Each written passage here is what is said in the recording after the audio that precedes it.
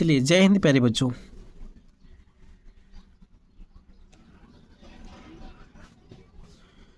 चलिए आज सर्वनाम और सर्वनाम के भेद, सर्वनाम और सर्वनाम के भेद देखते हैं। क्या होता है सर्वनाम? संज्ञा के बदले में जिस शब्द का प्रयोग किया जाता है उसे सर्वनाम कहते हैं।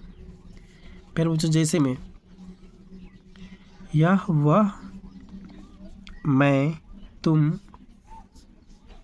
आ, जो, सो, कोई, क्या, कौन, कुछ आदि, कुछ। ठीक है,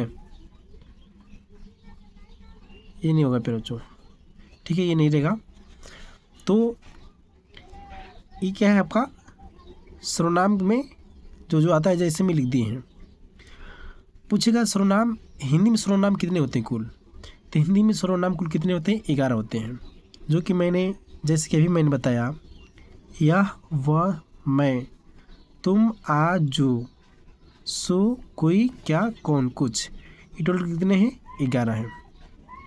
इसी को हिंदी में हम बोल रहे हैं कि हिंदी में कुल कितने सर्वनाम होते हैं? तो 11 होते हैं। तो यही 11 हैं। ठीक है, नोट में लिख चुके हैं पहले बच्चों, नोट में इसीलिए लिखे हैं। अब देखते हैं सर्वनाम की कितनी भेदें। सर्वनाम के 6 भेद हैं प्यारे बच्चों। सर्वनाम के बोर्ड में पूछता है कितने भेद हैं, तो सर्वनाम के 6 भेद हैं। हम ट्रिक से ये समझते हैं, ट्रिक से समझते हैं। क्या देखिए, मेरा ट्रिक क्या है? अपना सपना, लोग कहते हैं कि अपना सपना होता है ना, कि अपना सपना हो गया। ठीक है, वही हम लिखे हैं। इधर समझा दे रहे हैं आप लोग, ऊपर देखिए। ऐसे तो दिखाई नहीं दे रहा है, थोड़ा सा। देखिए, ठीक बना है अपना सपना, यानी अपना सपना है। ठीक है, तो और से क्या हो गया? अनिश्चयवाचक सर्वनाम। अनिश्चयवाचक सर्वनाम और से, अना से, ये देखिए लिखे हैं निश्चयवाचक सर्वनाम लिखे हैं। ठीक है, ना से निश्चयवाचक सर्वनाम। स से क्या गया? स से क्या है? संबंधवाचक सर्वनाम। ठीक है प्यारे बच्चों, अब देखते हैं अना से, इधर से देखिए ऐसे आए हैं निजवाचक सर्वनाम। और प से क्या है? पुरुषवाचक सर्वनाम। प्यारे बच्चों, ये ट्रिक है अपना सपना का, सबका बता दिए हैं आप लोग को, आशा के समझ में आया होगा। आगे चलते हैं, पुरुषवाचक सर्वनाम क्या होता है देखते हैं प्यारे बच्चों। पुरुषवाचक सर्वनाम क्या है? ठीक, देखिए पुरुषवाचक सर्वनाम क्या है?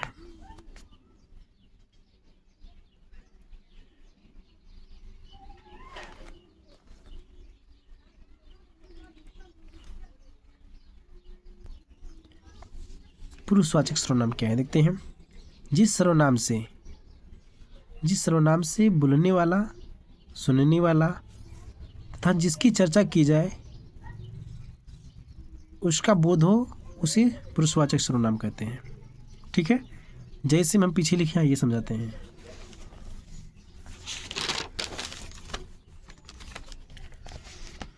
जैसे में देखिए हम लिखे हैं,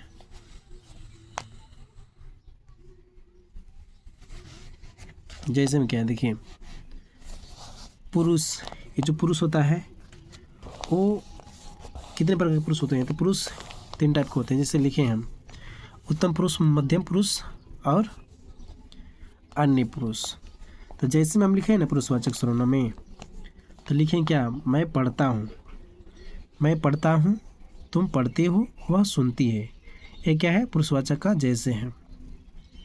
तो पुरुष में पुरुष 3 टाइप के हो जाते हैं, उत्तम पुरुष, मध्यम पुरुष, अन्य पुरुष।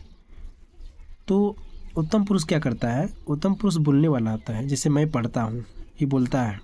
ठीक है, अब मध्यम पुरुष सुनने वाला होता है, जैसे तुम पढ़ते हो, यानी ये सुनने वाला हो जाता है। तुम क्या होता है? सुनने वाला हो जाता है। अन्य पुरुष वह सुनती है, यानी वह सुनते हैं, वह सुनती है, वे सुनते हैं।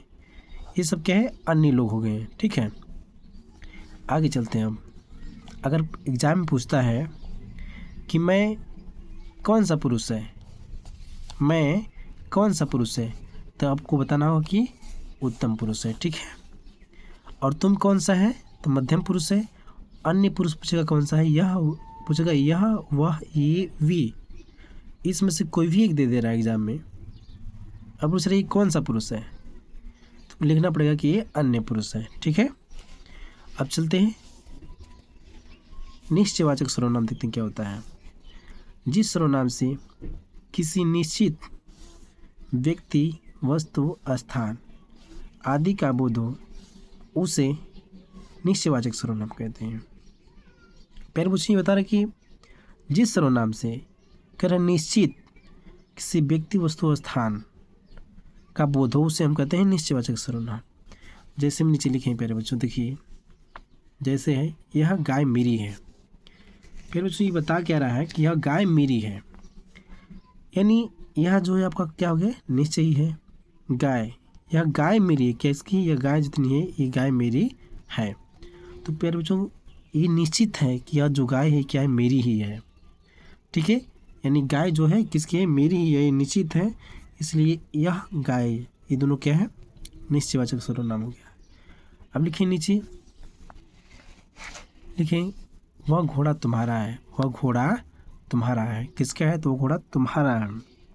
तो वह क्या है, घोड़ा, वह जो घोड़ा है किसका है, तुम्हारा ही है, इसलिए वह घोड़ा क्या है, वह, और घोड़ा क्या हो गया, निश्चयवाचक सर्वनाम हो गया। अगर डालेगा इस सेंटेंस में, अगर पूछेगा गाय कौन सी, क्या है, यह गाय मेरी यह गाय मेरी है, पूछेगा कि इसमें से निश्चयवाचक सर्वनाम कौन सा है, तो आपको बोलना पड़ेगा यह और गाय, ये दोनों क्या है, निश्चयवाचक सर्वनाम है। आगे चलते हैं,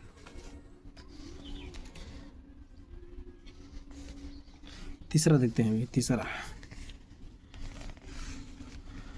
देखिए क्या है, तीसरा में लिखा है अनिश्चयवाचक सर्वनाम। जिस सर्वनाम से किसी निश्चित व्यक्ति, वस्तु, स्थान आदि का बोध नहीं हो उसे अनिश्चयवाचक सर्वनाम कहते हैं। कहने का मतलब जो निश्चय है उसका ऑपोजिट हो जाएगा।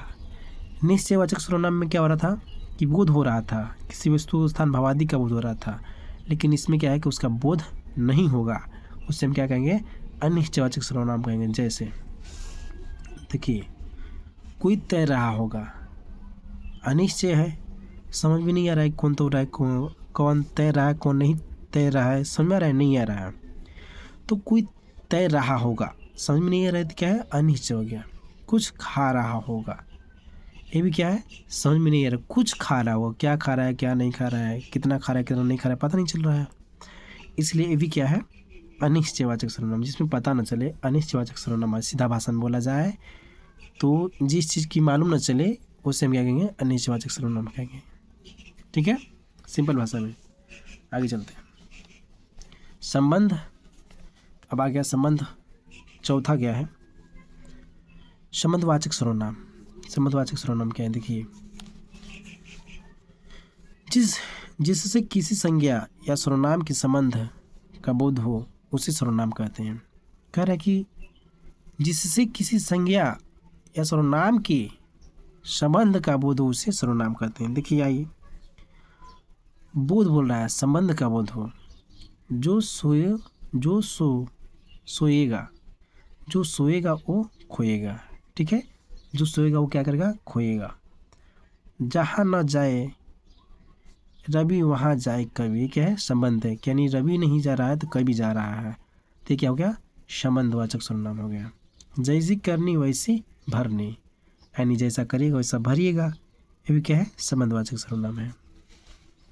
आगे चलते हैं, प्रश्नवाचक सर्वनाम देखते हैं। जिस सर्वनाम से प्रश्न पूछे जाने का बोध हो उसे प्रश्नवाचक सर्वनाम कहते हैं। प्यारे बच्चों, कहने का मतलब हुआ कि कोई भी व्यक्ति कुछ भी अगर पूछता है किसी से तो समझो वो प्रश्नवाचक सर्वनाम है। जैसे मैं देखिए नीचे लिखे हैं, क्या तुम आओगे। सपोज दैट कोई व्यक्ति है किसी से पूछ रहा है फ़ोन पे कि क्या तुम आओगे मेरे घर, तुम आओगे, क्या तुम आओगे, तो क्या हो गया, क्या लग गया, यानी प्रश्नवाचक सर्वनाम हो गया। कौन पढ़ रहा है, उस लड़का को पता नहीं कि कौन वहाँ पर पढ़ रहा है, तो पूछ रहा है कौन पढ़ रहा है। तो कौन पढ़ रहा है यानी एक क्वेश्चन मार्क है, यानी प्रश्नवाचक चिन्ह, इसी को कहते हैं प्रश्नवाचक चिन्ह। कौन पढ़ रहा है तो इसको हम कहेंगे प्रश्नवाचक चिन्ह, यानी पूछ रहा है ना जी, कौन पढ़ रहा है पता नहीं, वो पूछ रहा है, यानी जिसमें पूछने की बात की जाती है उसे हम क्या कहते हैं, प्रश्नवाचक सर्वनाम कहते हैं, सिंपल भाषा में। आगे चलते हैं।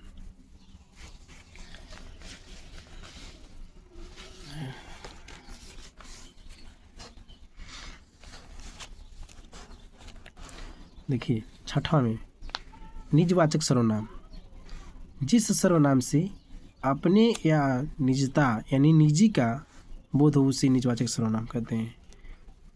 निजवाचक समझिए, निजवाचक मतलब क्या होता है, यानी अपने निजी लोगों का जब बोध होता है उसे क्या कहते हैं, निजवाचक सर्वनाम कहते हैं। जैसे में लिखिए जैसे में मैं अपना काम अपने आप करता हूँ, यानी अपने आप करता हूँ, अपना काम किसी से करवाता नहीं हूँ, यानी स्वयं मैं अपना काम अपने करता हूँ, यानी ये क्या है, निजवाचक सर्वनाम हो गया कि अपने आप करता हूँ अपना काम, किसी से मैं करवाता नहीं हूँ।